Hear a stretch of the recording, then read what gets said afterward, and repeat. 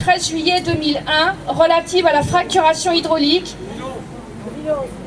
2011 relative à la fracturation hydraulique, nous nous interrogeons sur la judiciarisation de la question de l'exploration et de l'exploitation des hydrocarbures non conventionnels.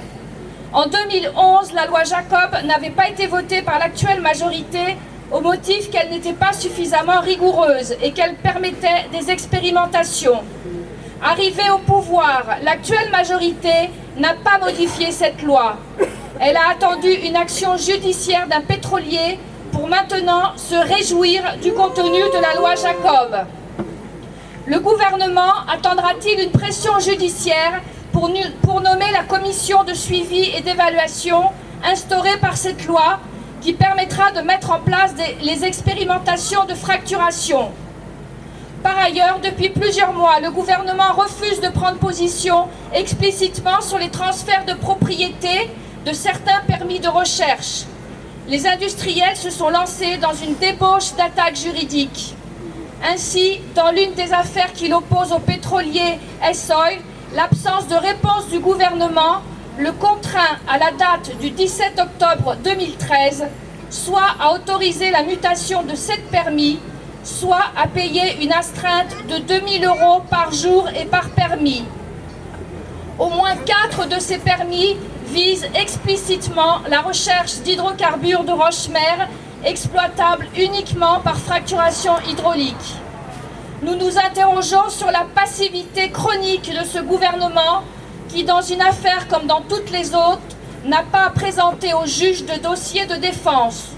Nous pensons que ce silence passif est éloquent. Le gouvernement aurait-il décidé de déléguer à la justice ses choix politiques en la matière? Philippe Martin, ministre de l'Environnement, rejettera-t-il ces demandes comme la loi l'y autorise et conformément aux promesses du chef de l'État? De toute évidence, il les signera. S'il les signe, il pourra ensuite déplorer de ne pas avoir pu se soustraire à une décision de justice. Les collectifs locaux se sont réunis en coordination nationale à Saint-Avold. Dans cette région, ainsi que dans l'Est et le Nord de la France, le gouvernement a mis fin au gel de décisions concernant les attributions et prolongations de permis exclusifs de recherche.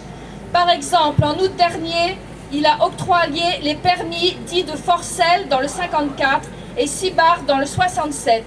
Il a prolongé les permis Bleu-Lorraine Sud dans le 57 et Soufflenheim dans le 67. Il a ouvert en septembre le permis Nord-Cambrai dans le 59 à la concurrence.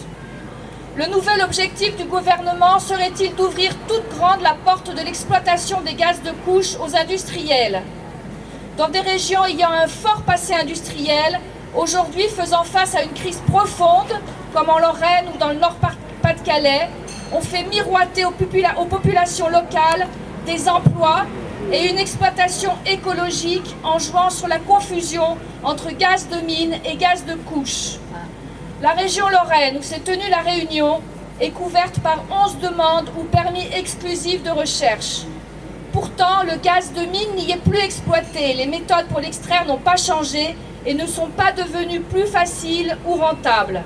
L'objectif masqué est d'évidence le gaz de couche et les industriels sont très pressés de passer de la phase de forage test pratiquée actuellement en Lorraine à l'exploitation industrielle de ces gaz qui, sur la durée, nécessitent le recours à la fracturation hydraulique.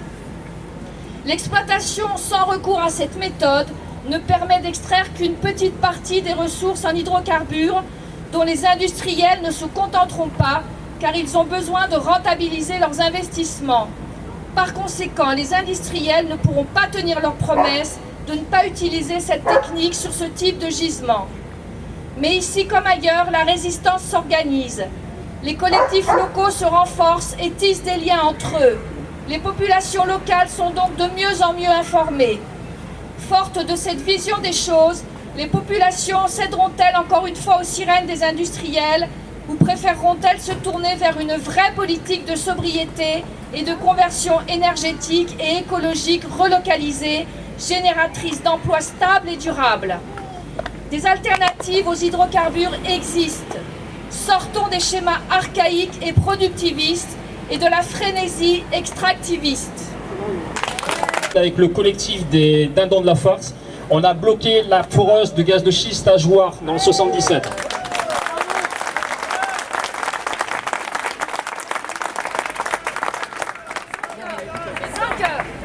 Donc on a duré en fin de compte 5 heures, on est redescendu, on avait 60 gendarmes, il y avait 35 personnes en bas qui étaient avec des armes blanches, qui étaient enchaînées avec des chaînes depuis 6 heures du matin.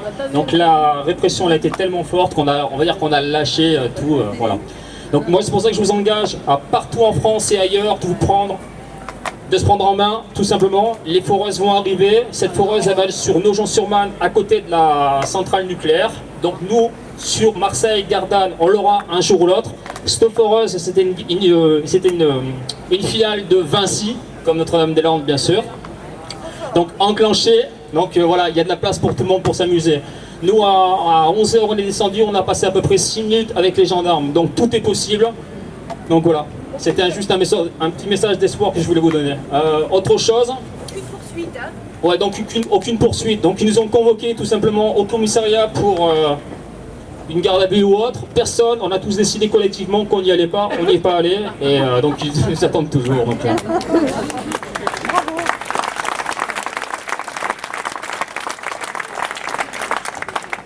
Message d'espoir aussi que je voudrais donner aux activistes de Greenpeace qui sont en prison en Russie. Donc je vous enclenche tous solidairement à signer la pétition sur le site avec votre email.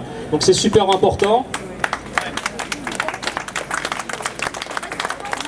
Donc ils sont en Russie, ils risquent 15 ans de prison pour piraterie, donc c'est inadmissible dans ce qui leur arrive. Donc voilà. Message de soutien pour eux, no Gazaran, no Passaran et vive la résistance. Sur paysanne de la Drôme, on rêve tous de cultiver des OGM entre une centrale nucléaire vieillissante et une foreuse flambant neuve.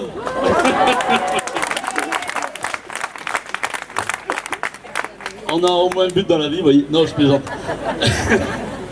Non, naturellement, on est très inquiet parce qu'on est très attaché à la qualité de nos productions, la qualité de notre alimentation, la santé de nos animaux aussi, et ce qu'on a vu en Amérique nous fait frémir. Donc on est très déterminés à s'opposer de toutes nos forces à ces forages qui polluent durablement notre outil de travail, et pour des siècles on a récupéré de nos ancêtres des terres cultivables, et on va laisser malheureusement à nos enfants des terrains stériles, et ça on ne peut pas le concevoir, et on va lutter de toutes nos forces contre ces projets.